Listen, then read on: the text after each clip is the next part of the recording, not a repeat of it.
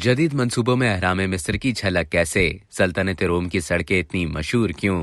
कहावत है कि तमाम सड़कें रोम जाती हैं। ये यकीनी तौर पर दुरुस्त नहीं है, लेकिन कदीम रोम के शहरी यकीनन एक या दो चीजें इसके बारे में जानते थे। रोमियों से पहले शहरों और कस्बों के दरमियान सफर के लिए कोई आसान रास्ता मौजूद नहीं था, लेकिन वो बड़ी आबादियों के दरमियान जराए नक्लो हरकत और तिजारत के मौसर निजाम की अहमियत को समझ गए और पायदार और देरपा रास्तों की तामीर शुरू की गई। कदीम अहराम मिस्र का जदीद तामीरात पर गहरा असर है और आज भी जदीद इमारतों के मंसूबों में इसकी झलक दिखाई देती है। अहराम मिस्र की तर्ज की इमारतों को दुनिया के मुख्तलिफ हिस्सों में देखा जा सकता है, जिनमें अमरीकी शहर मेम्फिस में वाक़े पिरामिड अरीना, अमरीका के ही शहर लास वेगास में लग्जूर होटल और जापान का नीमा सैंड म्यूजियम शामिल है। पेरिस के मशहूर अजायब घर लोव्र के दाखिली रास्ते को भी ना भूलें, जिसके बाहर शीशे से बना हरम आपका इस्तकबाल करेगा।